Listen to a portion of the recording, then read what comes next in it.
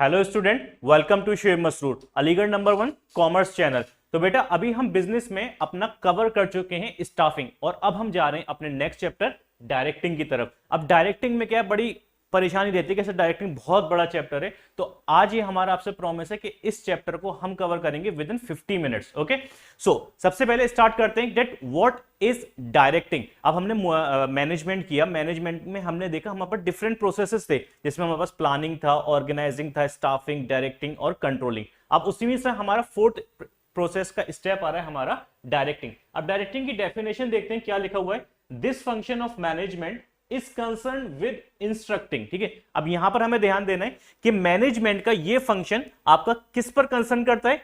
Instructing, guiding, inspiring and motivating. ठीक है, यानी कि डायरेक्टिंग जो है वो हमारे चार चीजों पर फोकस करता है। वो एलिमेंट्स आपके क्या क्या है, instructing, guiding, inspiring and motivating. अब ये चारों एलिमेंट्स हमें किस पर अप्लाई करने, in organization, so that their efforts result in achievement of organizational goal. ठीक है, अब ये जो चीजें हैं वो हमें अप्लाई करनी है अपनी ऑर्गेनाइजेशन में वर्कर्स के ऊपर, ताकि हमारे वर्कर्स के जितने भी एफर्ट्स लग रहे हैं उससे हमारे ऑर्गेनाइजेशनल गोल अचीव हो पाए। ठीक है, लेकिन तो क्या होता है कि हमने लास्ट चैप्टर स्टाफिंग में अपने यहां पर रिक्रूट किए काफी सारे पर्संस को, लेकिन ऐसा नहीं हो सकता कि स्टाफिंग करने के बाद में हम उन सारे वर्कर्स या एम्प्लॉयज को फैक्ट्री या ऑर्गेनाइजेशन में ऐसे ही छोड़ दें।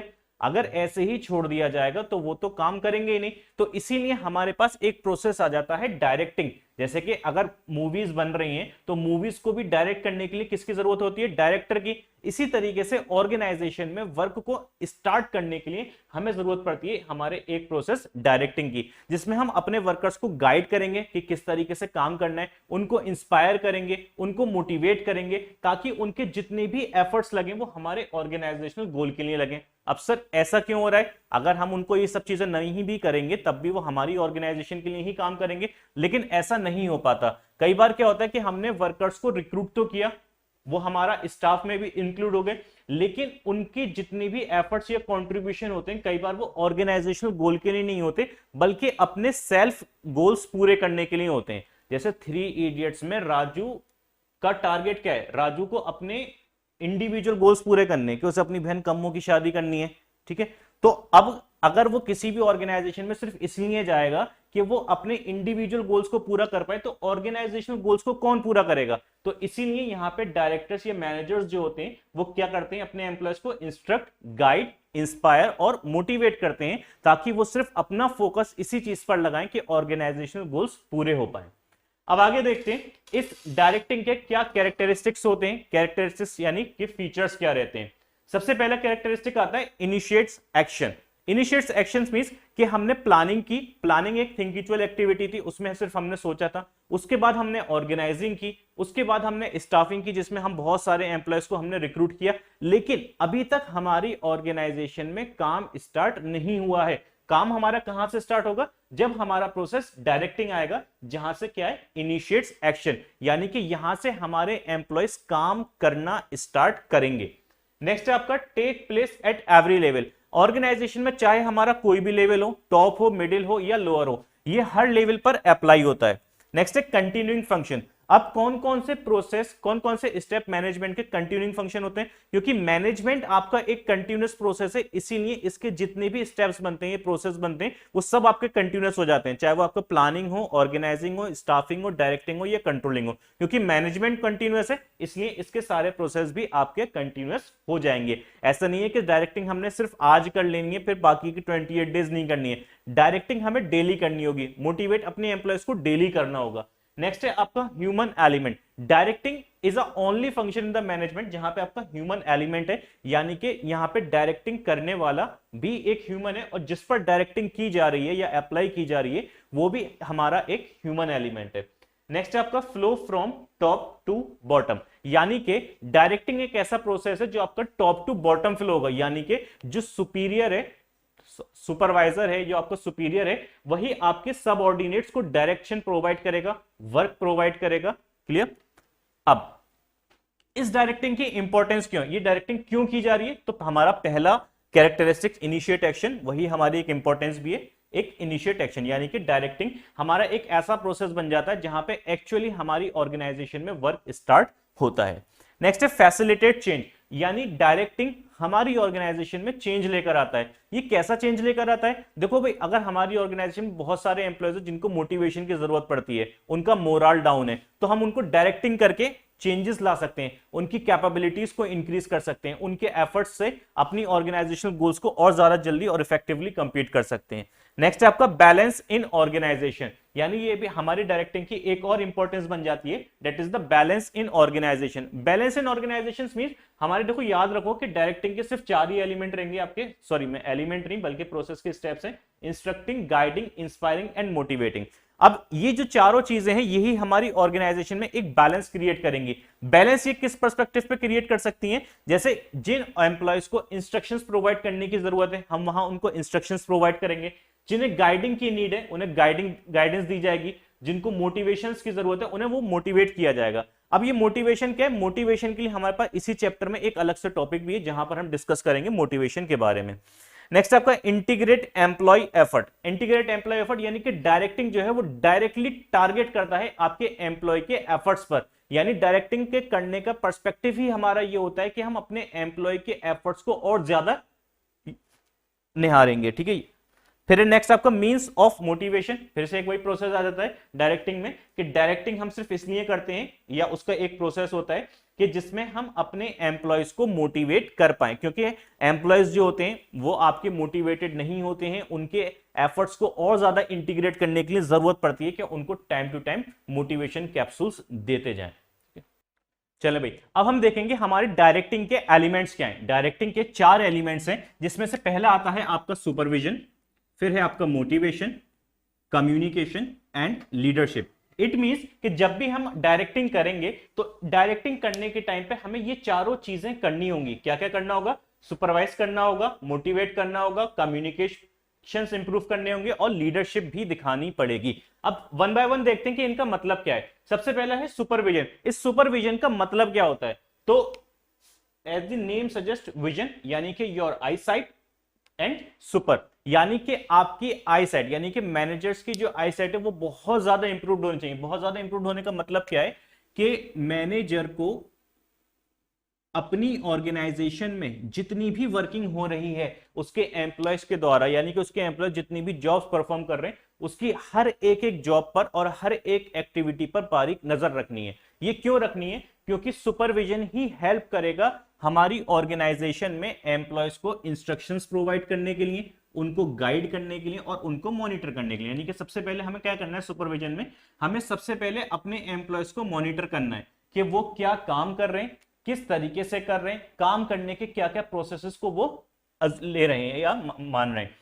जब हम उनको मॉनिटर करेंगे और मॉनिटरिंग के टाइम पे अगर हमें कुछ पता चला कि उनकी वर्किंग में कुछ डेविएशंस आ रहे हैं, यानी कि उनके काम करने के तरीके अलग हैं, तो हम उनको वहां पर इंस्ट्रक्शंस प्रोवाइड करेंगे और उनको गाइड कर सकते हैं। यही पूरा कंप्लीट प्रोसेस मिलकर बनाता है आपका सुपरविजन। नेक्स्ट चीज आती है आपका मोटिवेशन। मोटिवेशन होता है कि काम करने की एक इच्छा का जागना। ठीक है। तो मोटिवेशन का मतलब क्या होता है? स्टिमुलेटिंग, इंस्पायरिंग और इंड्यूसिंग। कभी कभी होता है ना कि हम किसी भी अपने एक फेवरेट सेलिब्रिटी को देख लेते हैं तो हम फौरन से उसके इंस्पायर हो जाते हैं कि जो उसने वार्डरोब्स ले रखे हैं हम भी वैसे ही अज्यूम करें, हम भी वैसे ही यूज करें, जैसा उसका हेयर स्टाइल है हम भी वैसे ही हेयर स्टाइल्स बना लें। तो ये क्या होता है? एक इंस्पिरेशन होता है कि हम भी वैसे ही बनने की कोशिश करते हैं। इसलिए कई बार क्या होता है कि ऑर्गेनाइजेशन में जो हमारे मैनेजर्स होते हैं उनको मोटिवेट करने के लिए अपनी पर्सनैलिटी को भी इंप्रूव करना पड़ता है, अपनी कम्युनिकेशन को भी इंप्रूव करना पड़ता है, ताकि उसके जो सबऑर्डिनेट्स हैं उसको देख के इंस्पायर हो और सबऑर्डिनेट भी उसके जैसे बनने की कोशिश करें। तो हमें क्या होना चाहिए कि जो भी आपका मैनेजर हो वो एक इंस्पायरिंग पर्सनैलिटी होनी चाहिए, ताकि लोग उसको, उसके जो एम्प्लॉय सबऑर्डिनेट्स हैं उसको देख के इंस्पायर हो। नेक्स्ट है आपका इंड्यूसिंग। इंड्यूसिंग क्या होता है? किसी के अंदर इच्छा जगाना। ठीक है। एक तो मैं हूं कि मेरा पढ़ाने का दिल नहीं कर रहा, मेरा काम करने का दिल नहीं कर रहा, लेकिन कुछ ऐसा हो गया या किसी ने मुझसे कुछ कह दिया तो मैं फौरन से उस काम को करने में लग जाऊंगा। ऐसा होता है ना कई बार कि हमें कोई काम करना तो लेकिन हम कर नहीं रहे, लेकिन जो हमारे सबसे ज्यादा क्लोज है उसने हमसे आके कहा कि भाई ये काम कर लो, तो हम फौरन से उस काम को करने में लग जाते हैं। ये क्या होता है, एक इंड्यूसिंग पार्ट होता है कि जिसमें हमें सामने वाले के माइंड के साथ में प्ले करना है। फिर होता है स्टिम्युलेटिंग। स्टिम्युलेटिंग का मतलब होता है कि जैसे खेलते हैं ना, टेकन 5 खेलते हैं या मारियो खेलते हैं, तो स्टिम्युलेटिंग का मतलब होता है कि बहुत सिंपल वर्ड्स में बताएं तो बटन, जैसे कि मान लो हमने अपनी रिमोट पे कोई बटन दबाया, तो हमने क्या किया, हमने उस रिमोट को स्टिम्युलेट किया, एक डायरेक्शन प्रोवाइड किया कि तुम वो काम या वर्क परफॉर्म करो, तो उसी चीज को हम बोलते हैं स्टिम्युलेटिंग। यानी अगर हमारे पास में कोई भी कैंडिडेट है, कोई भी हमारा एम्प्लॉय है, तो सबसे पहले हमें उसे पता करना होगा कि उसकी लाइफ में कौन सी चीज की कमी हो रही है, और वही हमारे लिए क्या होगा, एक एलिमेंट होगा जिसका इस्तेमाल करके हम उसको मोटिवेट कर पाएंगे। इसके बारे में हम आगे और डीपली डिस्कस करेंगे कि किस तरीके से एम्प्लॉयज को मोटिवेट किया जा सकता है। फिलहाल के लिए क्या है कि जब भी हम मोटिवेशन करेंगे उसमें 3 चीजों का होना बहुत जरूरी है कि वहां पर हम स्टिमुलेट करते हैं, इंस्पायर करते हैं और इंड्यूस करते हैं अपने एम्प्लॉयज को, अपने सबऑर्डिनेट्स को, ताकि हम उनके जो एफर्ट्स हैं उनको और ज्यादा इंटीग्रेट कर पाए। मोटिवेशन के बाद में हमारा नेक्स्ट आता है communication. What is communication? Communication यानी कि वार्तालाप, हाँ, एक दूसरे का बात करना, जो भी मेरे दिमाग में आइडियाज हैं उनको एक्सचेंज करना मींस अ कम्युनिकेशन। बहुत सिंपल टर्म है, जैसे कि अभी मैं आपको अपने दिमाग में जो भी है वो एक्सप्लेन कर पा रहा हूं, so it's a way of communication. Communication कितने टाइप्स का होता है, कम्युनिकेशन किस तरीके से किया जाता है, कम्युनिकेशन में कौन कौन लोग शामिल होते हैं, इन चीजों के बारे में हम आगे डिस्कस करेंगे। नेक्स्ट आता है आपका लीडरशिप। लीडरशिप क्या है? लीडरशिप कौन परफॉर्म करेगा? आपका लीडर।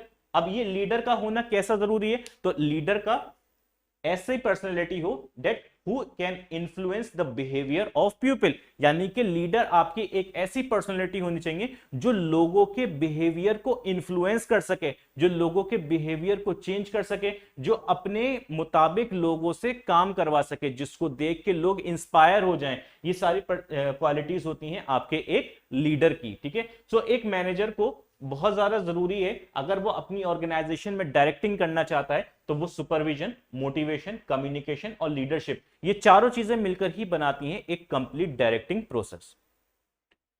चलो भाई, अब हम देखते हैं वन बाय वन अपने एलिमेंट्स को, जिसमें पहला एलिमेंट हमारा आ रहा है सुपरविजन। अब सुपरविजन को थोड़ा सा और देखते हैं क्या है। सो वही चीजें, instructing, guiding, monitoring the employees while they are performing jobs in organization, यानी कि ऑर्गेनाइजेशन में जब हमारे एम्प्लॉय जॉब्स को परफॉर्म कर रहे होंगे उसी टाइम पर हमें काम करते टाइम ही उनको इंस्ट्रक्शंस प्रोवाइड करने हैं कि भाई तुम ये काम गलत तरीके से कर रहे हो, इसको ऐसे भी बेहतर किया जा सकता है। जैसे लोग जब MS एक्सेल में काम करते हैं तो ऐसे बहुत सारे लोग हैं जिनको शॉर्ट ट्रिक्स नहीं पता है, तो वहां पर आपका जो मैनेजर होगा वो आपको इंस्ट्रक्शंस प्रोवाइड करेगा कि कैसे उस काम को आसान बनाया जा सकता है। यहां पर वो आपको गाइडेंस भी प्रोवाइड करेगा, आपको मॉनिटर भी करेगा, क्लियर, आपको ऑब्जर्व भी करेगा जब आप अपनी ऑर्गेनाइजेशन में काम या जॉब को परफॉर्म कर रहे हो, क्लियर।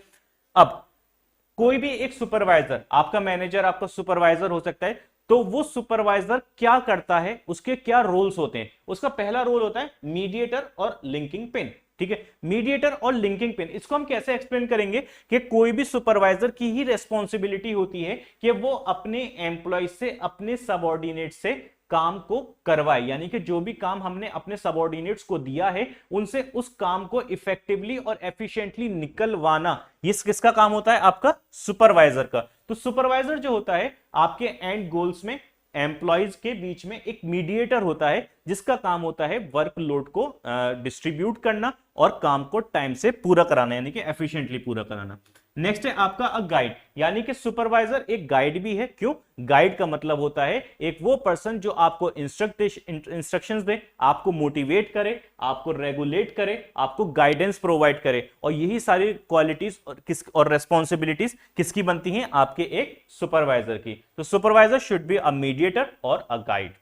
अब ये जो आपका सुपरविजन है, ये सुपरविजन इतना इंपॉर्टेंट हमारे यहां क्यों है? यानी हमारी ऑर्गेनाइजेशन में अगर सुपरविजन नहीं होगा तो क्या होगा, अगर सुपरविजन है तो ये हमारे लिए किस तरीके से फायदेमंद है, क्या इसके प्रोज हैं? तो सबसे पहले इंपॉर्टेंस में हमारे पास आता है डिसिप्लिन, यानी ऑर्गेनाइजेशन में डिसिप्लिन का होना बहुत ज्यादा जरूरी है, ठीक है। अगर हम याद करें अपने प्रिंसिपल्स ऑफ मैनेजमेंट, जिसमें हेनरी फ्यूल ने भी प्रिंसिपल दिया था, ठीक है।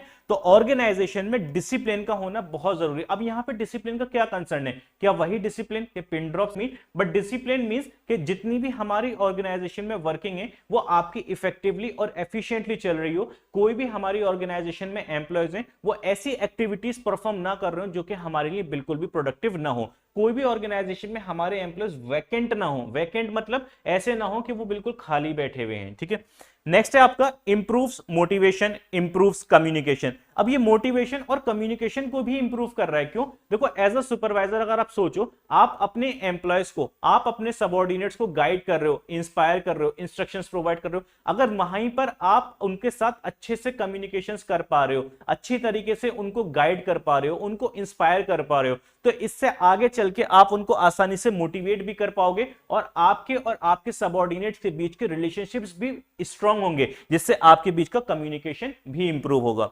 नेक्स्ट है आपका फीडबैक। एक बहुत इंपॉर्टेंट चीज और एक अच्छी चीज है जो हमें सुपरविजन से मिलती है, वो होता है फीडबैक। यानी कि while performing the supervision by a supervisor और अ मैनेजर, हमें अपने एम्प्लॉय से मिलते हैं फीडबैक। ये फीडबैक हमें कब मिल सकते हैं? जब हमारे अपने एम्प्लॉयज या सबऑर्डिनेट्स के साथ में रिलेशनशिप्स अच्छे होंगे, कम्युनिकेशंस अच्छी होंगी, तभी हमारे एम्प्लॉयज हमारे साथ में फीडबैक शेयर करेंगे। नेक्स्ट है आपका ऑप्टिमम यूटिलाइजेशन ऑफ रिसोर्सेज। ये सुपरविजन आखिर हम कर क्यों रहे हैं, हम गाइड क्यों कर रहे हैं, इंस्पायर क्यों कर रहे हैं, इंस्ट्रक्ट क्यों कर रहे हैं? ताकि भाई जो हमारे पास में ह्यूमन रिसोर्सेज हैं उनका हम ऑप्टिमम यूटिलाइजेशन कर पाए। ह्यूमन रिसोर्सेज के अलावा में हमारे पास और जितने भी रिसोर्सेज हैं उनका हम ऑप्टिमम यूटिलाइजेशन कर पाए, इसीलिए तो हम सुपरविजन कर रहे हैं। इसलिए सुपरविजन भी हमारे लिए इंपॉर्टेंट हो जाता है, क्योंकि ये हमारे रिसोर्सेज को पूरी तरीके से यूटिलाइज करने में हेल्प करता है। नेक्स्ट है आपका कंट्रोल। कंट्रोल किस तरीके से होता है कि जब हम अपने एम्प्लॉयज को इंस्ट्रक्शन और गाइडेंस दे रहे हैं तो इससे हम उनको कंट्रोल कर पा रहे हैं। लेट्स से कि हमने अपने एम्प्लॉय को कोई भी एक टास्क परफॉर्म किया, फिर हम देखेंगे उसने उसका रिजल्ट क्या प्रोवाइड करा। रिजल्ट्स में हम उसके डेविएशंस चेक करेंगे कि अगर उसमें कुछ डेविएशंस आ रहे हैं तो उन डेविएशंस को हम कंट्रोल कर पाएंगे by the help of supervision, ठीक है। ठीक है भाई, अब हम चलते हैं अपने डायरेक्टिंग के दूसरे एलिमेंट जो कि है हमारा मोटिवेशन। तो आइए देखते हैं मोटिवेशन क्या बोल रहा है। Stimulating, inspiring and inducing the employ to perform to their best capacity. यानी मोटिवेशन में हमें क्या करना है, हमें अपने एम्प्लॉयज को स्टिमुलेट करना है, इंस्पायर करना है, इंड्यूस करना है, ताकि उनकी जो बेस्ट कैपेसिटी है उससे उनका पूरा हम काम निकलवा सकें, ठीक है। क्या है मोटिवेशन में, हम अपने एम्प्लॉयज को स्टिमुलेट, इंस्पायर, इंड्यूस करके उनसे उनकी बेस्ट कैपेसिटी तक का काम करवाएंगे। अब मोटिवेशन जो होती है वो एक आपकी बेटा साइकोलॉजिकल टर्म होती है। साइकोलॉजिकल टर्म होती है, इसका मतलब ये कि इसको ना हम जबरदस्ती अपने एम्प्लॉयज पे फोर्स नहीं कर सकते, ठीक है, कि उसका गर्दन पकड़ के कि भाई मैं तुझे मोटिवेट कर रहा हूं, हो जा मोटिवेट, ऐसा हम नहीं कर सकते। इट्स अ साइकोलॉजिकल कॉन्सेप्ट और ये एक बहुत कॉम्प्लेक्स प्रोसेस है। ऐसा नहीं है कि मोटिवेट हर कोई कर पाता है, ये एक इनबिल्ट स्किल होती है जिसको टाइम टू टाइम डेवलप किया जाता है और एक पर्सन ही, एक साइकोलॉजिस्ट ही इसको परफॉर्म कर सकता है। नेक्स्ट, मोटिवेशन जब भी हम करेंगे तो मोटिवेशन करने का क्या प्रोसेस रहता है? मोटिवेशन करने के लिए हमारे पास तीन टर्म्स चलती हैं। पहला होता है मोटिव, दूसरा मोटिवेशन और फिर होता है आपका मोटिवेटर। यानी कि अगर हमें किसी भी एक पर्सन को मोटिवेट करना है तो सबसे पहले तो हमें यह पता करना होगा कि उसका मोटिव क्या है, ठीक है, यानी कि वो अपनी लाइफ में क्या चीज अचीव करना चाहता है। और ये चीज हमारे पास कभी हम उससे पता कर पाएंगे जब हमने सुपरविजन को बहुत अच्छा किया होगा, जिससे हमारा कम्युनिकेशन हमारे सबऑर्डिनेट्स के साथ में इंप्रूव हो गया होगा। तभी जाके हमारे सबऑर्डिनेट्स हमारे साथ में अपनी पर्सनल लाइफ शेयर कर पाएंगे। और ये मैनेजर की ड्यूटी होती है कि वो सबऑर्डिनेट्स में पता करे कि उसके सबऑर्डिनेट्स का क्या मोटिव है, किस मोटिव से वो काम कर रहे हैं। एक बार जब हमें पता चल गया कि हमारे एम्प्लॉय का क्या मोटिव है तो हम सेकंड प्रोसेस की तरफ बढ़ते हैं जो कि होता है हमारा मोटिवेशन। यानी कि अब हमारे पास एक प्रोसेस है जिसमें हमें इसको अप्लाई करना है। Motivation is a process to stimulate a personality और अ एम्प्लॉय, ठीक है। यानी कि जब हमें पता चल गया कि उसका मोटिव क्या है तो अब हम उस पर अपना एक मोटिवेशन प्रोसेस अप्लाई करना शुरू करेंगे। हम पता करेंगे कि किस तरीके से उसको स्टिमुलेट, इंस्पायर या आपका इंड्यूस किया जा सकता है। फिर हमारा आता है motivator. Motivator is a tool, clear, is motivator क्या? मोटिवेटर इज अ टूल जो अब हम उस पर अप्लाई करेंगे ताकि उसका मोटिव पूरा हो पाए, क्लियर। जैसे कि किसी एक बंदे का ये मोटिव है कि वो अपनी लाइफ में एक कार परचेज कर पाए, मैनेजर को पता चल गया कि ये कार परचेस करना चाहता है, ठीक है, और उसकी जॉब डेसिग्नेशन भी ऐसी है कि वो परचेस कर सकता है, क्लियर। तो एम्प्लॉय कंपनी क्या करेगी, कंपनी उसको फौरन से एक कार प्रोवाइड कर देगी। आपने सुना होगा ना कि यार उनकी मेरे रिलेटिव की जॉब लगी, उन्हें कंपनी ने फ्लैट दिया, कंपनी ने कार दी, इतने सारे अलाउंसेस दिए, कुक्स, ड्राइवर्स, ये सब चीजें दी। तो कंपनी ये चीजें क्यों दे रही है, कंपनी सैलरी भी दे रही है, कंपनी उसके अलावा ये सारी चीजें भी दे रही है। ये क्यों दिया जाता है, क्योंकि कंपनी चाहती है कि उसके जो एम्प्लॉय आए हैं तो एम्प्लॉय के सारे मोटिव्स को एक बार में कंप्लीट कर दो, ठीक है। और जब कंपनी अपने एम्प्लॉयज के मोटिव्स को कंप्लीट करके देगी तो एम्प्लॉय के अंदर एक साइकोलॉजिकल फिनोमेना डेवलप होगा कि मेरी कंपनी ने मेरे लिए इतना किया है, तो अब मैं अपने सारे बेस्ट एफर्ट्स लगा के, अपनी बेस्ट कैपेसिटी का लगा के कंपनी के गोल्स को पूरा करूंगा। It's a psychological phenomena. हमारे साथ भी होता है ना कि यार उस बंदे ने मेरे साथ किया था तो अब मुझे भी करना पड़ेगा। तो यही इस साइकोलॉजिकल कॉन्सेप्ट का इस्तेमाल करके कंपनीज अपने एम्प्लॉयज को मोटिवेट करती हैं। हमने देखा कितनी बार कि आईएएस आईपीएस बनते हैं, आईएएस आईपीएस बनते हैं, हमारे पास बंगलो हमें मिल जाते हैं, ड्राइवर मिल जाता है, कुक मिल जाता है, कार्स मिल जाते हैं, गार्ड्स मिल जाते हैं। ये सब चीजें क्यों बनती हैं? अगर हम स्टेट्स उठाएं तो ऐसे बहुत सारे आईएएस आईपीएस आते हैं जो कि एक बहुत पुअर फैमिली से बिलोंग करते हैं, और एक जो बंदा पुअर फैमिली से बिलोंग करता है उसकी लाइफ में बहुत सारे ड्रीम्स होते हैं अचीव करने के लिए। तो गवर्नमेंट यानी ऑर्गेनाइजेशन क्या करती है, एक ही बार में उसके सारे ड्रीम्स को पूरा कर देती है। अब क्या है, उसके सारे मोटिव कंप्लीट हो चुके हैं, तो अब उसके पास सिर्फ एक साइकोलॉजिकल फिनोमेना रह जाता है कि मेरी गवर्नमेंट ने मेरे लिए इतना किया, तो अब वो पूरी जान से अपनी गवर्नमेंट को सर्व करता है। क्लियर? चलो अब देखते हैं कि इस मोटिवेशन के कैरेक्टरिस्टिक्स क्या होते हैं। पहली चीज कि एक साइकोलॉजिकल फिनोमेना, ये किसी पर भी फोर्स नहीं किया जा सकता।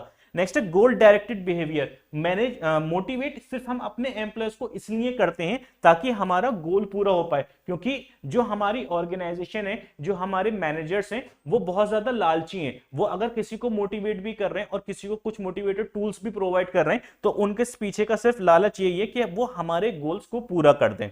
कैन बी पॉजिटिव और निगेटिव, यानी मोटिवेशन आपका पॉजिटिव भी हो सकता है और निगेटिव भी हो सकता है। पॉजिटिव मींस कि मैं आपको कैश प्रोवाइड कर दूं और आप मोटिवेट हो गए कि यार मुझे वहां से कैश मिलता है, मैं अब उनके लिए काम करूंगा। निगेटिव क्या होता है कि मैं आपको डांट के काम करवा दूं कि भाई पढ़ क्यों नहीं रहा, पढ़, अब इसको काम को जल्दी से पूरा कर। तो डांट के जब काम को पूरा करवाया जाए तो इट्स अ निगेटिव मोटिवेटर। और जब आपको कुछ इंसेंटिव्स प्रोवाइड किए जाएं, आपको गिफ्ट्स दिए जाएं, हैम्पर्स दिए जाएं, कैश बोनसेस दिए जाएं, so it's a positive motivation.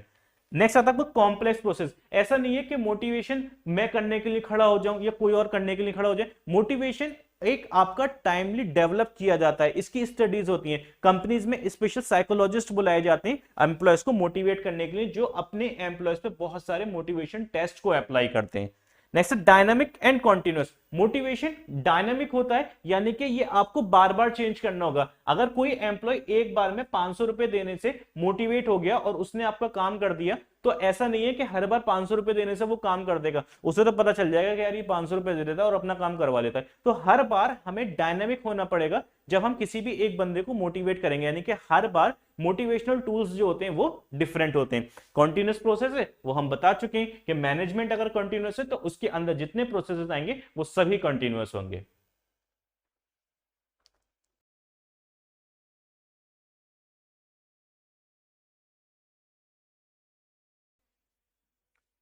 चलो भाई, अब हम देखते हैं अपने मोटिवेशन के थोड़ा आगे बढ़ के, जिसमें हमारे पास है अब्राहम मैस्लो। अब्राहम मैस्लो ने हमारे पास एक नीड हायरार्की थ्योरी दी थी अपनी स्टडीज के बेसिस पे कि किस तरीके से एक ह्यूमन की नीड्स और वांट्स डेवलप होती हैं by the span of a time. So इसमें इन्होंने एक ट्रायंगल दिया जिसमें हम बॉटम टू टॉप जाएंगे। क्लियर? तो सबसे पहले हमारे पास आती है फिजियोलॉजिकल नीड्स। फिजियोलॉजिकल नीड्स क्या है कि सबसे पहले मैं यहाँ पे थोड़ा एक एग्जाम्पल के जरिए इसको 2 मिनट में खत्म करेंगे, ठीक है। मान लो तुम्हारा एक फकीर है, एक भिखारी है, ठीक है, उसके पास में कुछ भी नहीं है, तो अभी उसकी नीड ये है कि उसको किसी भी तरीके से रोटी मिल जाए, ठीक है, उसको पहनने के लिए ढंग से कपड़े मिल जाएं और उसको सोने के लिए एक छत मिल जाए। तो ये फिजियोलॉजिकल नीड, जो बेसिक नीड्स हर किसी की होती हैं, चाहे वो मिडिल क्लास से हो, रिच से हो या पुअर से हो, ये physiological needs all over the universe सबकी सेम है। क्या क्या चाहिए सबको? रोटी, कपड़ा, मकान। और नहीं, आज के टाइम पे तो हम तुम लोगों को तो इंटरनेट भी चाहिए। क्लियर? तो क्या, रोटी, कपड़ा, मकान और इंटरनेट। क्लियर? ये मेरी तरफ से एडिशन है, ठीक है। तो फिजियोलॉजिकल नीड्स क्या है कि ये आपकी बेसिक नीड्स होती हैं। अब इस फकीर को ये चीजें मिल गई, ठीक है, लेट से उसको रोटी भी टाइम से मिल रही है, उसके पास अब पहनने के लिए कपड़े भी मौजूद हैं और उसका पास एक शेल्टर भी है। क्लियर? जब उसकी ये नीड पूरी हो गई तो क्या उसका सर्वाइवल खत्म हो गया? नहीं। अब उसको लगेगा कि कल मेरे पास कुछ नहीं था, मैंने मेहनत की, मेरी सेल्फ फिजियोलॉजिकल नीड्स पूरी हो गई, अब मेरे पास कुछ और भी होना चाहिए, उसकी अब और वांट्स डेवलप होंगी, और फिर वो पहुंचेगा अपने सेफ्टी एंड सिक्योरिटी नीड की तरफ। यानी अब वो पहुंचेगा कि मेरे पास में कुछ सेफ्टी और सिक्योरिटी होनी चाहिए, मेरे पास जॉब सिक्योर्ड होनी चाहिए, मेरे पास बैंक बैलेंस, कैश बैलेंस, ये सारी चीजें मेरे पास मौजूद होनी चाहिए। जब उसके पास में ये चीजें भी मौजूद हो जाएंगी तो अब जाएंगी उसकी सोशल नीड। वो कहेगा यार मेरे पास कल कुछ भी नहीं था, फिर मेरे पास खाना भी मुझे मिलने लगा, मेरे कपड़े भी अच्छे हो गए, मेरे पास अब अपना घर भी हो गया है, मैं सिक्योर्ड भी हूं, मेरे पास पैसा भी मौजूद है, बैंक में भी पैसा मौजूद है, लेकिन मुझे लोग बाहर नहीं जानते। तो अब वो क्या करेगा, वो सोसाइटी में निकलेगा और अपनी सोशल नीड्स को पूरा करने की कोशिश करेगा। वो कैसे करेगा? वो फ्रेंडशिप्स बनाएगा, वो लोगों के साथ मिलना जुलना शुरू करेगा, सोसाइटीज में बैठना शुरू करेगा, अपने फ्रेंड सर्कल्स को बड़ा करना शुरू करेगा, ताकि उसकी ये सोशल नीड्स भी पूरी हो जाए। एक बार में जब उसकी ये सोशल नीड्स भी पूरी हो गई कि जब जब वो घर से निकलता है लोग उसको सलाम करते हैं, तो उसके अंदर कॉन्फिडेंस आ गया कि कल मैं कुछ भी नहीं था और आज देखो कि लोग मुझे सलाम ठोकते हैं।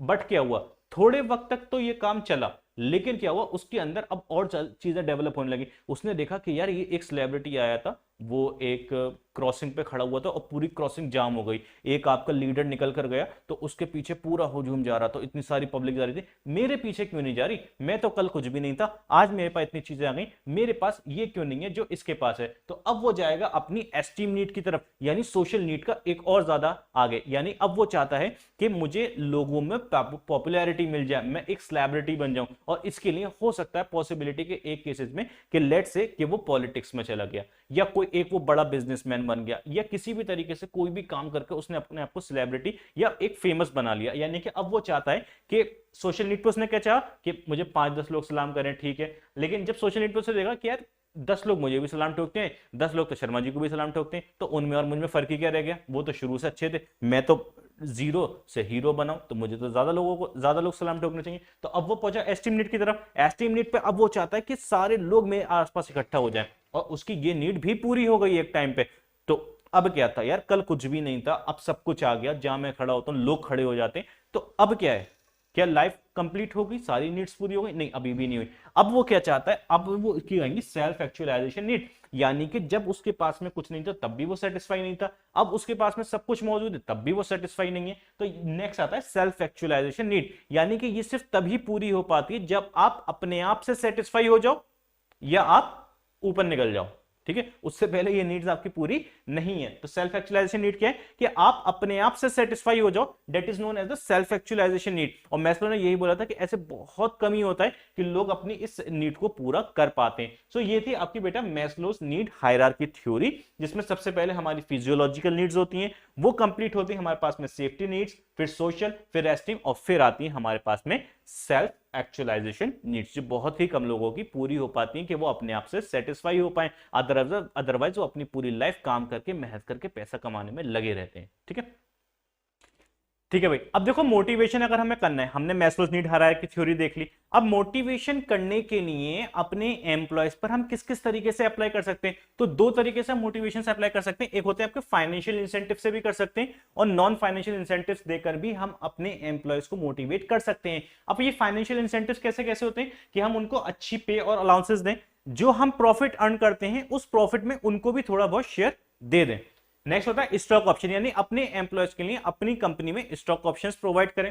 नेक्स्ट होता है कि अगर उन्होंने अपने टारगेट्स पूरे किए हैं या कोई फेस्टिवल है, कंपनी की एनिवर्सरी है, तो वहां उन्हें बोनसेस दिए जा सकते हैं। नेक्स्ट है उनकी फिक्स्ड सैलरी के अलावा टारगेट्स पूरे करने पर या सेल्स जनरेट करने पर, एक्स्ट्रा सेल्स पर कमीशन हो सकती हैं। उनके रिटायरमेंट के बाद में उनके रिटायरमेंट बेनिफिट्स हो सकते हैं, सोशल सिक्योरिटी हो सकती है, चाइल्ड एजुकेशन पॉलिसी हो सकती है, पेरेंट्स ट्रीटमेंट हो सकता है। ये सारी चीजें हैं जो हम उनको फाइनेंशियल इंसेंटिव यानी कि कैश बेनिफिट्स प्रोवाइड कर सकते हैं मोटिवेशन के लिए, बिना पैसे दिए। नॉन फाइनेंशियल इंसेंटिव्स क्या क्या हो सकते हैं? पहला होता है स्टेटस, यानी अपने एम्प्लॉय को अपनी कंपनी में एक अच्छा स्टेटस प्रोवाइड करना, यानी कि वो आपके एक एग्जीक्यूटिव से लगा, फिर वो एनालिस्ट बना, फिर वो टीम लीड बना, फिर वो मैनेजर बना, ठीक है, इस तरीके से उसके स्टेटस को इंक्रीज करना। नेक्स्ट है ऑर्गेनाइजेशनल क्लाइमेट। एक बहुत इंपॉर्टेंट चीज होती है कि जब भी हम किसी ऑर्गेनाइजेशन में वर्क करते हैं वहां का क्लाइमेट हमारे लिए बहुत इंपॉर्टेंट होता है। तो हर कंपनी का ये मेंटेन रहता है, हर कंपनी कोशिश करती है कि वो अपनी ऑर्गेनाइजेशन में क्लाइमेट को बहुत ज्यादा इंप्रूव करे। इसके लिए वो अपने यहाँ इंटीरियर्स को अच्छा बनाते हैं, वेंटिलेशन वगैरह जो भी पॉसिबिलिटीज हो सकती हैं। नेक्स्ट आपका कैरियर एडवांसमेंट, अपने एम्प्लॉयज को ट्रेनिंग देकर उनका डेवलपमेंट करके उनके कैरियर को और ज्यादा एनरिच करने में। उन जॉब सिक्योरिटी, जब भी हम अपने एम्प्लॉय को रिक्रूट करेंगे तो वहां पर हम उन्हें जॉब सिक्योरिटी प्रोवाइड कर सकते हैं कि हम आपके साथ 3 साल का एग्रीमेंट कर रहे हैं, 10 साल का एग्रीमेंट कर रहे हैं, या आप इस कंपनी के परमानेंट एम्प्लॉय होंगे। यहाँ पे जब भी हमारे एम्प्लॉय के पास में एक जॉब सिक्योरिटी होगी तो वो अपना पूरी बेस्ट कैपेबिलिटी के साथ में कंपनी के लिए एफर्ट्स लगाएगा।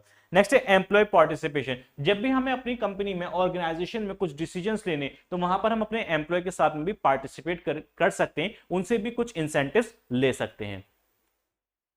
ठीक है भाई, अब देखो हमारे पास में नेक्स्ट एलिमेंट आ रहा है लीडरशिप। लीडरशिप क्या है पढ़ते हैं, process of influencing the behaviour of people at work towards the achievement of goal. यानी कि लीडरशिप का मतलब है ऑर्गेनाइजेशन में अपने लोगों के बिहेवियर को इन्फ्लुएंस करना, यानी कि उनके बिहेवियर को चेंज करना इस पर्सपेक्टिव से कि वो हमारे ऑर्गेनाइजेशनल गोल्स को कंप्लीट करने में हमारे साथ में काम करें। और यही होती, अगर ये काम कर पाता है एक लीडर तो ये पहचान होती है कि वो लीडर एक अच्छा लीडर है। ठीक है, कोई भी लीडर अच्छा लीडर कब कहलाएगा, जब वो अपने लोगों को ऑर्गेनाइजेशन में इन्फ्लुएंस कर पाए काम की तरफ, ताकि ऑर्गेनाइजेशन में कॉमन गोल को कंप्लीट किया जा सके। क्लियर। अब लीडरशिप के फीचर्स क्या होते हैं, इन्फ्लुएंस अदर, यानी इसमें एक बंदा किसी दूसरे को यानी कि सुपीरियर सबऑर्डिनेट को इन्फ्लुएंस करेगा ताकि उसकी वर्किंग हैबिट्स चेंज हो सकें। नेक्स्ट है चेंज इन बिहेवियर, लीडरशिप इसलिए की जाती है ताकि जो हमारे सबऑर्डिनेट्स हैं उनके बिहेवियर को चेंज किया जा सके towards the organisational goal. Next आता है आपका interpersonal relation, because there is a leader and a subordinate. तो लीडरशिप की एक फीचर होता है कि यहां पर हमारे लीडर और सबऑर्डिनेट के रिलेशनशिप्स बहुत स्ट्रांग हो जाते हैं अगर हमारा लीडर एक अच्छा होता है। नेक्स्ट है अचीव कॉमन गोल, लीडरशिप इसलिए परफॉर्म की जाती है ताकि हम अपने कॉमन गोल को परफॉर्म कर सकें, कॉमन गोल को अचीव कर सकें। अगर हम लीडरशिप नहीं करेंगे तो हर एक कैंडिडेट, हर एक एम्प्लॉय अपने ही गोल को अचीव करने में लगेगा, जबकि ऑर्गेनाइजेशनल गोल को कोई अचीव नहीं करेगा। इसलिए लीडरशिप की जाती है ताकि सारे इकट्ठे मिलके as a unity of direction हम अपने कॉमन गोल को अचीव कर पाए। कॉन्टिन्यूअस प्रोसेस सिंपल है, जैसे पहले बताया था कि अगर मैनेजमेंट कॉन्टिन्यूअस है तो उसके अंदर के सारे प्रोसेस आपके कॉन्टिन्यूअस बन जाते हैं। अब देखते हैं लीडरशिप कितने तरीके की होती है। तो लीडरशिप हमारे पास है 3 तरीके की। एक है ऑटोक्रेटिक, जिसको हम अथॉरिटेटिव के नाम से भी जानते हैं। ऑटोक्रेटिक लीडरशिप आपकी वो लीडरशिप होती है जिसमें सारी डिसीजन टेकिंग पावर सिर्फ किसी एक ही पर्सन के पास में हो। ठीक है, यानी क्या है, अथॉरिटेटिव या autocratic leadership is a kind of leadership जहां पे सारी डिसीजन टेकिंग पावर, अथॉरिटी और रेस्पॉन्सिबिलिटी किसी एक ही पर्सन के पास में लाई करती हो, यानी ऑर्गेनाइजेशन के सारे डिसीजन सिर्फ वही एक बंदा लेगा। फिर आता है डेमोक्रेटिक या फिर जिसको हम बोलते हैं पार्टिसिपेटिव। डेमोक्रेटिक लीडरशिप एक वो लीडरशिप होती है जिसमें लीडर कोई भी डिसीजन लेने से पहले अपने एम्प्लॉय, अपने सबऑर्डिनेट के साथ में डिस्कस जरूर करता है, यानी ऑर्गेनाइजेशन में कोई भी डिसीजन बिना एम्प्लॉय और सबऑर्डिनेट के मशवरे के बगैर बिल्कुल भी नहीं लिया जाता है। नेक्स्ट आता है आपका फ्री रीन और laces-fair. It's a kind of leadership जहां पे हर किसी को अथॉरिटी और रेस्पॉन्सिबिलिटी दे दी जाती है, कोई भी फ्रीली डिसीजन ले सकता है, हर किसी के पास अपनी रेस्पॉन्सिबिलिटी और अथॉरिटीज होती हैं डिसीजंस लेने की। क्लियर। सो हमारे पास यहाँ पे 3 तरीके की लीडरशिप हो गई, एक ऑटोक्रेटिक, डेमोक्रेटिक और फ्री रीन। अब देखते हैं अगर कोई भी एक लीडर है तो कैसे पहचाने कि वो एक अच्छा लीडर है। एक अच्छे लीडर होने की पहचान क्या होती है, सबसे पहला आता है फिजिकल क्वालिटी, यानी कि आप फिजिकली दिखने में अच्छे होने चाहिए, आपकी फिटनेस होनी चाहिए, आपका हेयर स्टाइल, आपका फेस, आपके शूज, आपके हेयर, ये सारी चीजें आ जाती हैं आपके फिजिकल क्वालिटी में। ये सब चीजें क्यों होनी चाहिए, ये सब चीजें इसलिए होनी चाहिए ताकि आपके सबऑर्डिनेट्स आपको देख के इंड्यूस हो पाए, वो इन्फ्लुएंस हो पाए कि हमें भी ऐसा बनना है। नेक्स्ट है आपका नॉलेज। लीडर के लिए जरूरी है कि नॉलेज हो। अगर आपके पास नॉलेज नहीं है, आपके सबऑर्डिनेट के पास नॉलेज है, तो आप उसको कैसे ही लीड कर पाओगे। इसलिए लीडर की एक और क्वालिटी होती है कि उसके पास अच्छी नॉलेज और कम्युनिकेशन स्किल्स का होना जरूरी है। नेक्स्ट है सेल्फ कॉन्फिडेंस। लीडर का मतलब क्या होता है कि वो एक बंदा जो किसी दूसरे को इन्फ्लुएंस कर पाए, और इन्फ्लुएंस कौन कर पाएगा? जो खुद एक सेल्फ कॉन्फिडेंट पर्सन है। अगर आप एक बहुत डाउनग्रेडेड पर्सन हो, आपके अंदर खुद एक कॉन्फिडेंस नहीं है, तो आप कभी भी दूसरे के अंदर कॉन्फिडेंट डेवलप नहीं कर पाओगे। नेक्स्ट है इनिशिएटिव। लीडर की एक और क्वालिटी होती है, वो ये कि वो इनिशिएटिव्स ले, यानी हर काम को करने में सबसे पहले आगे बढ़े, नए नए टेक्निक्स, नए नए वे और स्किल्स को डेवलप करे काम को करने के लिए। नेक्स्ट आता है कम्युनिकेशन। लीडर का अगर कम्युनिकेशन स्टाइल ही अच्छा नहीं है, वो उल्टा सीधा बोलता है, गांव के एक्सेंट में बोलता है, तो कभी भी लोग उससे इन्फ्लुएंस नहीं हो पाएंगे। और यही है हमारा next element of directing, that is communication. तो अब हम उसी को डिस्कस करेंगे। चले भाई, अभी हम यहां पर देखेंगे अपना communication. What is communication? Communication is a transmission of ideas, views और इंफॉर्मेशन। यानी कि जब हम अपने आइडियाज, अपने नजरिए या कोई इंफॉर्मेशन एक पर्सन से किसी दूसरे पर्सन में ट्रांसफर करते हैं या उसको बताते हैं, ये कहलाता है आपका कम्युनिकेशन। Is that simple. अब ये देखते हैं कम्युनिकेशन करा कैसे जाता है, कम्युनिकेशन में कौन कौन सी पार्टीज इन्वॉल्व होती हैं और इसका क्या प्रोसेस होता है। लेट्स से इसको हम एक व्हाट्सएप के जरिए समझेंगे कि आपको अपने फ्रेंड को मैसेज करना है, then you are a sender. Clear? आप एक सेंडर हो, आपको मैसेज भेजना है, तो सबसे पहले हमारे पास कौन होगा? एक सेंडर होगा। सेंडर के पास में होगा मैसेज, ठीक है? उसे बोलना है कि यार, ठीक है, आपको उसको कुछ भी बोलना है। क्लियर? तो आप सेंडर हो, आपके पास में मैसेज होगा, मैसेज को आप एनकोड करोगे। ठीक है? एनकोड का मतलब है कि उसमें कुछ इंफॉर्मेशंस पुट करोगे ताकि उसको और ज्यादा इंफॉर्मेटिव बनाया जा सके। क्लियर? जैसे मानो आपके फ्रेंड ने कुछ बताया तो आपने उसको लिख के भेजा अच्छा, ठीक है, लेकिन वो जो अच्छा था वो आपका एक क्या नाम है, नॉर्मल अच्छा था, लेकिन आपको जो बोलना था वो एक शॉकिंग वाला बोलना था, जैसे लाइक कि किसी की डेथ हो गई है। ठीक है? तो वहां पर आपको अच्छा लिखने के बाद में उसे एनकोड करना पड़ेगा आपने किसी इमोटिकॉन्स के साथ में, जो ये दर्शा सकें कि हाँ आप भी गम में हो। ठीक है? तो कौन होगा? सेंडर होगा। सेंडर के पास मैसेज होगा, वो मैसेज को एनकोड करेगा ताकि आसानी से समझा जा सके। एनकोडिंग करने के बाद में वो मैसेज भेज दिया जाएगा मीडिया में। मीडिया मतलब एक ट्रांसमिशन जो मैसेज को एक जगह से दूसरी जगह पहुंचा सके, यानी कि वो कौन होगा? व्हाट्सएप होगा, फेसबुक होगा, इंस्टाग्राम होगा, आपके मोबाइल फोन्स होंगे। लेकिन जब मैसेज को मीडिया तक पहुंचाया जाएगा तो उसके बीच में क्या एलिमेंट आता है? नॉइस। नॉइस का मतलब है एनी डिस्टर्बेंसेस, ठीक है, जो आपकी इंफॉर्मेशन को एक जगह से दूसरी जगह तक पहुंचने में रुकावट पेश करें। क्लियर? वो आपके नेटवर्किंग जार्गन्स हो सकते हैं। क्लियर? मीडिया में पहुंचेगा, मीडिया पर पहुंचने के बाद वो मैसेज आपके पास आएगा, यानी कि अब उस मैसेज को करा जाएगा डिकोड। आपने जैसे ही व्हाट्सएप खोला, आपके फ्रेंड का मैसेज आया अच्छा, तो अब आप उसको डिकोड करोगे कि वो अच्छा उसने किस सेंस में बोला है, और वो डिकोड किसके बेसिस पे हो पाएगा? जो उसने एनकोडिंग की है इमोटिकॉन्स का इस्तेमाल करके, आप उसको समझने की कोशिश करोगे। अगर आप अच्छे से डिकोड कर पाते हो, मैसेज आपके पास आया और आपने उसका रिप्लाई दे दिया, यानी कि आपने उसका फीडबैक प्रोवाइड कर दिया। अब ये एनकोडिंग और डिकोडिंग का ही मसला सबसे बड़ा है। उसने एनकोडिंग तो अच्छे सेंस में करी थी, लेकिन आप डिकोडिंग गलत सेंस में कर पाए, तो ये क्या होगा? ये कहलाएगा आपका एक नॉइस, जिसमें इंफॉर्मेशन तो सही गई थी लेकिन डिकोडिंग सही से नहीं हो पाई, तो ये क्या कहलाएगा? ये आपका नॉइस कहलाएगा, और जिससे हमारी कम्युनिकेशन प्रोसेस में बिगड़ सकता है। ठीक है? तो कम्युनिकेशन प्रोसेस क्या है कि यहां पर हमारे पास में सेंडर होगा, मैसेज होगा, मैसेज को एनकोड करने के बाद में मीडिया पे ट्रांसमिट किया जाएगा, उसको डिकोड किया जाएगा, रिसीवर के पास आएगा और रिसीवर फिर उसका रिप्लाई यानी कि फीडबैक प्रोवाइड कर देगा।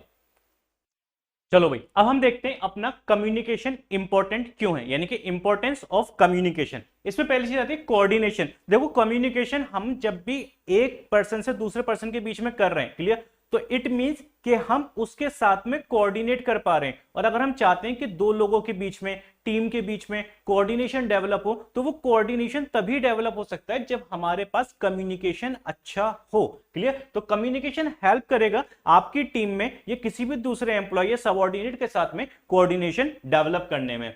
नेक्स्ट है डिसीजन मेकिंग। आपको अपनी ऑर्गेनाइजेशन में कोई डिसीजन लेना है, वो डिसीजन आप कैसे लोगे? क्या गूंगे की तरह इशारों से लोगे? नहीं, आप यहां पे डिसीजंस अगर लेने हैं तो आप अपनी टीम के साथ में पहले उसको डिसाइड करोगे। क्लियर? सब अपने अपने व्यूज रखेंगे, सब अपने अपने पॉइंट्स रखेंगे, और उसके बेसिस पे सारी चीजों को एलाबरेट करने के बाद में आप वहां कोई डिसीजंस ले पाएंगे। तो डिसीजंस भी ऑर्गेनाइजेशन में कब बेहतर ले पाते हैं हम लोग? जब हम, हमारे लीडर, हमारे बॉस, हमारे मैनेजर का अपने सबऑर्डिनेट्स, एम्प्लॉयज के साथ में रिलेशनशिप्स अच्छे होते हैं, और वो रिलेशनशिप्स भी कभी अच्छे हो पाते हैं जब हमारा कम्युनिकेशन अच्छा होता है। नेक्स्ट है मैनेजरियल एफिशिएंसी। देखो कम्युनिकेशन अच्छा है तो इट मींस कि आपकी मैनेजरियल एबिलिटी सामने आ रही है निकल के। क्लियर? आप एक बहुत अच्छे मैनेजर हो, ये कैसे पता चलेगा? अगर आपका वे ऑफ कम्युनिकेशन बहुत अच्छा है, लोग आपकी कम्युनिकेशन से इंफ्लुएंस हो पा रहे हैं, इट मींस कि ये आपकी मैनेजरियल एफिशिएंसी को दिखा रहा है। इफेक्टिव लीडरशिप, लीडरशिप इफेक्टिव है, लीडर हमारा बहुत अच्छा है, लीडर से लोग इंफ्लुएंस हो पा रहे हैं, तो किस बेसिस पे हो पा रहे हैं? आपके कम्युनिकेशन के बेसिस पे, क्योंकि कम्युनिकेशन ही एक ऐसा मोड है जिसमें हम लोगों के पॉइंट ऑफ व्यूज को बदल सकते हैं, लोगों की साइकोलॉजिकल कंडीशंस के साथ में प्ले कर सकते हैं। सो ये क्या है? Effective leadership. और लीडरशिप की ही एक रोल होता है लोगों को इन्फ्लुएंस करना, और लोगों को इन्फ्लुएंस करने में जो सबसे इंपॉर्टेंट रोल प्ले करेगा वो होगा आपका कम्युनिकेशन। तो कम्युनिकेशन हेल्प करेगा आपके कोऑर्डिनेशन में, डिसीजंस लेने में, आपकी मैनेजरियल एफिशिएंसी को इंप्रूव करने में, लीडरशिप को और ज्यादा इफेक्टिव बनाने में। लास्ट थिंग ये कि अगर आपको किसी को मोटिवेट करना है तो कैसे मोटिवेट करोगे? कि बस आंखों से इशारा करोगे और वो मोटिवेट हो जाएगा? नहीं, बिल्कुल नहीं होगा। अगर हमें किसी को मोटिवेट करना है, चाहे वो फाइनेंशियली करना है, नॉन फाइनेंशियली करना है, पॉजिटिव वे में करना है, निगेटिव वे में करना है, वहां पे इंपॉर्टेंट होता है हमारा कम्युनिकेशन। अगर हम कम्युनिकेट कर पाएंगे अपने कैंडिडेट, अपने एम्प्लॉय, अपने सबऑर्डिनेट के साथ में, तभी जाके हम पता कर पाएंगे उसका मोटिव क्या है, वहां मोटिवेशन लगाएंगे और अपने मोटिवेटर टूल्स का इस्तेमाल करेंगे। सो कम्युनिकेशन हमारी ऑर्गेनाइजेशन में बहुत ज्यादा इंपॉर्टेंट होती है। चलो बच्चा, अब हम देखेंगे, हमने देखा था कम्युनिकेशन, अब है हमारे पास में टाइप्स ऑफ कम्युनिकेशन। ठीक है, अब हम डिस्कस करेंगे कम्युनिकेशन हमारे पास कितने टाइप्स का होता है। अभी तक हमने देख लिया कम्युनिकेशन क्या है, कम्युनिकेशन का प्रोसेस क्या है। अब है हमारे पास में कम्युनिकेशन दो तरीके का, एक होता है फॉर्मल कम्युनिकेशन और एक होता है इनफॉर्मल कम्युनिकेशन। पहले हम डिस्कस करेंगे अपने फॉर्मल कम्युनिकेशन के बारे में। फॉर्मल कम्युनिकेशन क्या है, डेफिनेशन देखते हैं। Communication that flow through official channels, it may take place between subordinates and superiors. यानी क्या हुआ कि जो आपका फॉर्मल कम्युनिकेशन होता है वो आपका ऑफिशियल चैनल्स के थ्रू कम्युनिकेट होगा। मतलब ऐसा नहीं है कि आप बैठे हो, आप डायरेक्टली जाके अपने कलीग से बात कराए। ठीक है, तो आप अगर अपने कलीग से बात कर रहे हो तो it's not a formal communication, it's a informal communication, अगर आप उसको एज अ फ्रेंडशिप या अपने रिलेशनशिप्स कायम कर रहे हो। फॉर्मल कम्युनिकेशन होता है कि आपको अपने मैनेजर से कांटेक्ट करना है या आपको अपने कलीग से कांटेक्ट करना है इन अ फॉर्मल वे, अपने वर्क लोड से रिलेटेड, तो वो आपका क्या कहलाएगा? Formal communication. ये आपके सबऑर्डिनेट्स और सुपीरियर्स के बीच में रहता है और कई बार ये आपके जो कलीग्स होते हैं उनके बीच में भी हो सकता है। अब फॉर्मल कम्युनिकेशन को हमने टू वे में और क्लासिफाई किया, as a vertical and as a horizontal communication. Vertical communication क्या है? फ्लो वर्टिकली अपवर्ड और डाउनवर्ड, यानी कि ये आपका वर्टिकली फ्लो होगा ऊपर या नीचे। अगर ये अपवर्ड फ्लो हो रहा है इसका मतलब है कि ये सब ऑर्डिनेट से सुपीरियर की तरफ फ्लो हो रहा है। ठीक है, क्या होगा कि अगर ये फ्लो हो रहा है अपवर्ड तो ये कैसे फ्लो हो रहा है? ये हो रहा है आपके सब ऑर्डिनेट से सुपीरियर की तरफ। क्लियर? और अगर ये डाउनवर्ड फ्लो हो रहा है तो ये फ्लो हो रहा है आपके सुपीरियर से सबऑर्डिनेट की तरफ। ठीक है, तो वर्टिकल कम्युनिकेशन आपके सब अपवर्ड भी हो सकता है और डाउनवर्ड भी हो सकता है। नेक्स्ट आता है हॉरिजॉन्टल कम्युनिकेशन। हॉरिजॉन्टल कम्युनिकेशन का मतलब होता है हमारी ऑर्गेनाइजेशन में हमारे पास में दो डिविजन्स मौजूद हैं। ठीक है, अगर इन दो डिविजन्स के एम्प्लॉयज एक दूसरे से कांटेक्ट करते हैं तो ये कहलाएगा आपका हॉरिजॉन्टल कम्युनिकेशन। जस्ट लाइक एक डिवीजन है हमारे पास में मार्केटिंग का, एक डिवीजन है हमारे पास में प्रोडक्शन का। अगर इन दोनों के मैनेजर्स या इन दोनों के एम्प्लॉयज फॉर्मली कम्युनिकेट करते हैं वर्कलोड से रिलेटेड तो वो कहलाएगा आपका horizontal form of formal communication. ठीक है, चलो भाई, अब हमारे पास में हॉरिजॉन्टल कम्युनिकेशन है, वर्टिकल कम्युनिकेशन है, उसके अलावा हमारे पास में एक और फॉर्म होती है जो कि कहलाती है डायगोनल कम्युनिकेशन। ये डायगोनल कम्युनिकेशन क्या होता है? डायगोनल कम्युनिकेशन को बनाया गया ताकि वर्टिकल और हॉरिजॉन्टल कम्युनिकेशन में जो टाइम गैप आ रहा है उस टाइम गैप को at a time of emergency, in case of an emergency, खत्म किया जा सके। जैसा समझें, हमारे पास में एक डिवीजन है सेल्स डिपार्टमेंट। ठीक है, अब सेल्स डिपार्टमेंट के मैनेजर को प्रोडक्शन डिपार्टमेंट में फौरन से बताना है कि भाई हमें प्रोडक्ट की क्वालिटी में ये चेंजेस करने हैं या प्रोडक्ट की क्वांटिटी में ये चेंज करने। अब जो मैनेजर है सेल्स डिपार्टमेंट का वो कांटेक्ट करेगा प्रोडक्शन डिपार्टमेंट के मैनेजर से। पॉसिबिलिटीज है कि वो एब्सेंट हो, पॉसिबिलिटी है कि वो किसी और वर्क में इन्वॉल्व हो, तो यहां पे टाइम को बचाने के लिए सेल्स मैनेजर डायरेक्टली अप्रोच कर देगा किसको? प्रोडक्शन डिपार्टमेंट के सबऑर्डिनेट से। तो क्या मतलब हुआ कि जब किसी एक डिपार्टमेंट का सुपीरियर किसी दूसरे डिपार्टमेंट के सबऑर्डिनेट से कांटेक्ट करे in case of emergency to save the time, तो ये कहलाएगा आपका diagonal form of communication under formal communication. Okay, चलो भाई, अब हम देखेंगे कि हमारे फॉर्मल कम्युनिकेशन में कितने टाइप्स के नेटवर्क होते हैं, यानी किस किस तरीके से कम्युनिकेट कर सकते हैं। तो भाई यहां पे देखो, सबसे पहला आता है सिंगल चेन। ये सिंगल चेन कम्युनिकेशन क्या होता है, यहां पर हर एक सुपीरियर, ठीक है, flow from every superior to subordinate, यानी कि यहां पे जो भी कम्युनिकेशन होगी वो आपके सुपीरियर से सबऑर्डिनेट की तरफ इन अ चेन चलेगी, ठीक है, इसको हम बोलते हैं सिंगल चेन कम्युनिकेशन। नेक्स्ट आता है हमारा व्हील। व्हील में क्या लिखा हुआ है, all subordinate under one superior communicate through him only, यानी कि एक सुपीरियर के अंडर जितने भी सबऑर्डिनेट्स आ रहे हैं वो सिर्फ उसी के थ्रू कांटेक्ट कर सकते हैं किसी दूसरे पर्सन से, वो कहलाएगा आपका व्हील। नेक्स्ट आता है आपका सर्कुलर पैटर्न। यहां पे हर पर्सन कम्युनिकेट कर सकता है अपने एडजॉइनिंग टू पर्सन से, ठीक है, जैसे ए है तो ए कांटेक्ट कर सकता है सी और बी से, अगर बी है तो बी कांटेक्ट कर सकता है डी और ए से, अगर सी है तो सी कांटेक्ट कर सकता है ए और डी से, ठीक है, ये कहलाएगा आपका सर्कुलर फॉर्म ऑफ कम्युनिकेशन। फिर आता है free flow. Free flow of communication is the type of communication, formal communication ही है, लेकिन यहां पर कोई भी पर्सन किसी से भी बात कर सकता है। फिर आता है इन्वर्टेड वी।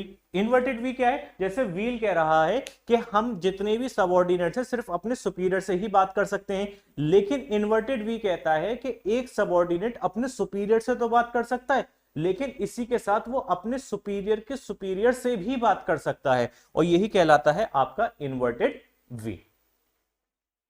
चलो भाई, अब फॉर्मल कम्युनिकेशन के बाद में हमारे पास आता है इनफॉर्मल कम्युनिकेशन। ये इनफॉर्मल कम्युनिकेशन क्या होता है, ये देखो, जैसे हम लोग आपस में फ्रेंड्स में बात कर लेते हैं, अब ठीक है, जैसे कि मानो हम लोग एज अ न्यू स्टूडेंट हम क्लास में ज्वाइन हुए, ठीक है, तो पहले पहले दिन क्या होता है कि सभी कोई भी एक दूसरे को नहीं जान रहा होता, लेकिन क्या होता है कि एक दिन, 2 दिन, 3 दिन की पढ़ाई के बाद में हैंडशेक्स होना शुरू हो जाते हैं, हाय हेलो होना शुरू हो जाता है। तो अभी शुरू शुरू में क्या था कि सब फॉर्मली मिल रहे थे, लेकिन कुछ दिनों के बाद में क्या होता है कि हम लोगों के रिलेशंस बहुत अच्छे हो जाते हैं और हम लोग आपस में अच्छे से फ्रेंड्स बन जाते हैं। तो क्या होता है कि इनफॉर्मल कम्युनिकेशन जो होता है वो आपके फॉर्मल कम्युनिकेशन के साथ ही क्रिएट हो जाता है, ठीक है। अब लेट्स से ये अज्यूम कर लो कि हमारी इस डिपार्टमेंट में ये सारे क्या नाम है, कलीग्स हैं, ठीक है, इनमें से कोई सुपीरियर भी है और कोई सबऑर्डिनेट भी, जैसे मैंने इन्हें ये सर्किल कर लिया, तो ये मान लो कि ये आपके सुपीरियर हो गए, ठीक है। तो जब भी ये आपके ऑफिस आवर्स में होंगे, ठीक है, तो ये आपसे एज अ सुपीरियर बिहेव करेंगे और आप इनके सबऑर्डिनेट होगे, लेकिन जब लंच टाइम हो जाए या ऑफिस आवर्स के बाद में हम मिलें तो क्या होता है कि ये सब एज अ फ्रेंड मिलते हैं, ठीक है, कि और वही बता तूने आज क्या किया, ठीक है, कि मैंने तो ये काम किया, ये सब हो गया, फिर ये ऑफिस में बाहर मिलके ऑफिस की बातें नहीं करते। तो इसी तरीके से क्या होता है, ये कहलाती है आपकी इनफॉर्मल कम्युनिकेशन, जब हम किसी भी फॉर्मल वे में एक दूसरे से बात ना करें, चाहे वो आपके सुपीरियर सबऑर्डिनेट्स हों, आपके मैनेजर्स हों, आपके सेम लेवल के एम्प्लॉयज हों, जब ये ऑफिस आवर्स के बाद में या उसके अलावा मिलते हैं तो ये आपका कहलाता है इनफॉर्मल वे ऑफ कम्युनिकेशन। अब इनफॉर्मल वे ऑफ कम्युनिकेशन जो होता है इसको हम ग्रेप वाइन भी बोलते हैं। अब ग्रेप वाइन क्यों बोलते हैं, जैसे मानो जैसे अंगूर होते हैं ना, अंगूर जो होते हैं वो सब जगह फैले होते हैं, ठीक है, वो कुछ इस तरीके से होते हैं, ठीक है, सभी जगह फैल रहे होते हैं।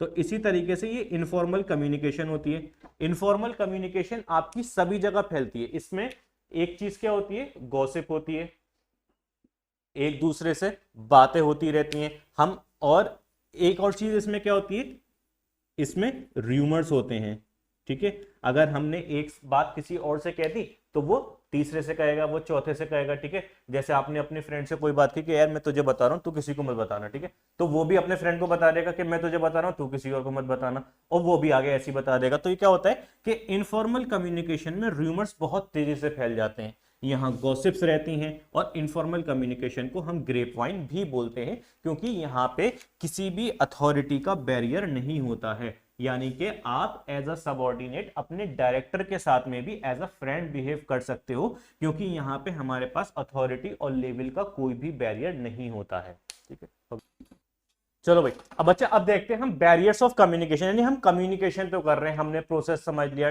टाइप समझ लिए, फॉर्मल इनफॉर्मल समझ लिया। अब कुछ ऐसी चीजें हैं जो हमारे कम्युनिकेशन में बैरियर्स बनती हैं। जब हमने अपना कम्युनिकेशन प्रोसेस पढ़ा था तो हमने वहां पे बीच में पढ़ा था नॉइस आता है, वही नॉइस जो है आपके बैरियर्स होते हैं। अब ये बैरियर्स आपके क्या हो सकते हैं? पहला आता है सिमेंटिक बैरियर। सिमेंटिक बैरियर क्या है? Obstruction in the process of encoding and decoding. यानी कि आपने मैसेज तो लिखा, हमारे पास में सेंडर था, मैसेज भी था, लेकिन उस मैसेज की एनकोडिंग प्रॉपर नहीं हो पाई। जैसे अगर हम देखें कि सभी ने हम लोगों ने पीके मूवी देखी, अब पीके मूवी में जब आमिर खान जेल में होता है तो वो अच्छा के डिफरेंट वेरिएंट बताता है, अच्छा अच्छा, ठीक है। ये डिफरेंट वेरिएंट्स क्या है? ये डिफरेंट वेरिएंट्स ही आपके एनकोडिंग होती हैं जो मैसेज को समझने में हेल्प करती हैं कि शॉक के टाइम हमें कैसे अच्छा बोलना है, हैप्पीनेस के टाइम पे कैसे अच्छा बोलना है। अब जब हमारे पास में ये एनकोडिंग और डिकोडिंग ही प्रॉपर नहीं होगी तो हमारे बैरियर्स सामने आएंगे, जिसमें सेंडर और रिसीवर एक दूसरे की कम्युनिकेशन को अंडरस्टैंड नहीं कर पाएंगे। ये और क्या वजह हो सकती है? इसमें ऐसा हो सकता है कि आप वर्ड्स का गलत इस्तेमाल कर लो, यानी बोलना कुछ और था लेकिन आप जल्दबाजी में कुछ और बोल गए, या आप मैसेज कुछ टाइप कर रहे थे लेकिन ऑटो करेक्ट की वजह से वो कुछ और टाइप होके ऑटोमेटिकली सेंड हो गया। ये सब कहलाते हैं आपके सिमेंटिक बैरियर्स। नेक्स्ट आता है आपके साइकोलॉजिकल बैरियर्स। अब साइकोलॉजिकल बैरियर्स क्या होते हैं? ये सेंडर और रिसीवर, या फिर कह सकते हैं किसी भी एक ह्यूमन के अपने इमोशनल और साइकोलॉजिकल अटैचमेंट्स होते हैं माइंड से, ठीक है। ये सिर्फ इतनी ही चीजें रहती हैं। आप कोई भी एक पर्सन है जो कि अगर हम उसको थोड़ा सा भी कुछ बोलते हैं, फ्रेंड्स में होता है ना कि एक ग्रुप में एक ऐसा बंदा जरूर होता है जिस पर थोड़ा सा भी कुछ बोल दो तो फौरन नाराज हो जाता है, तो वो उसके होते हैं इमोशनल और साइकोलॉजिकल बैरियर्स हो सकते हैं। मे बी कि वो माइंड से इतना फ्री नहीं है, हो सकता है कि माइंड में उसके स्ट्रेस बहुत ज्यादा हो, ये उसके साइकोलॉजिकल बैरियर्स होते हैं जो उसको चीजें समझने में नहीं ला पाते। फिर आते हैं आपके ऑर्गेनाइजेशनल बैरियर्स, यानी कि हम ऑर्गेनाइजेशन में वर्क तो कर रहे हैं बट हम एज कलीग से अपने रिलेशंस बनाने के लिए एज अ फ्रेंड्स, तो वहां पर हम उनके साथ कम्युनिकेट नहीं कर पा रहे। क्यों नहीं कर पा रहे? बिकॉज हमारी ऑर्गेनाइजेशन ने कुछ रूल्स एंड रेगुलेशंस बना रखे हैं। ऑर्गेनाइजेशन का स्ट्रक्चर ही हमारा कुछ इस तरीके से है, या ऑर्गेनाइजेशन में हमें अलाउड नहीं है कि वर्किंग आवर्स में हम एक दूसरे से बात कर सकें। तो ये हो जाते हैं हमारे ऑर्गेनाइजेशनल बैरियर्स जो हमें कम्युनिकेट नहीं करने देते। फिर आते हैं आपके पर्सनल बैरियर्स। पर्सनल बैरियर्स क्या है कि कोई भी एक सेंडर और रिसीवर है, अब वो एक दूसरे से बात करना तो चाहते हैं लेकिन कर नहीं पा रहे बिकॉज उनके अपने कुछ पर्सनल बैरियर्स आ रहे हैं, उनका अपना एटीट्यूड आ रहा है बीच में, उनका ईगो आ रहा है, या पहले वो लड़ चुके थे अब वो बात नहीं करना चाह रहे हैं। ये उनके अपने पर्सनल बैरियर्स होते हैं जो उनको एक दूसरे से बात नहीं करने देते हैं, ठीक है। तो हमारे पास में ये है बेटा आपके बैरियर्स ऑफ कम्युनिकेशन। क्या क्या है? Semantic barriers, psychological barriers, organisational barriers और आपके पर्सनल बैरियर्स। इसी के साथ में हम अपने कर रहे हैं चैप्टर को ओवर, और उम्मीद करते हैं कि आपको ये चैप्टर भी पिछले चैप्टर की तरह पसंद आया होगा, और इसी को चैप्टर को भी लाइक करें, चैनल को सब्सक्राइब करें और अपने फ्रेंड्स के साथ शेयर करें।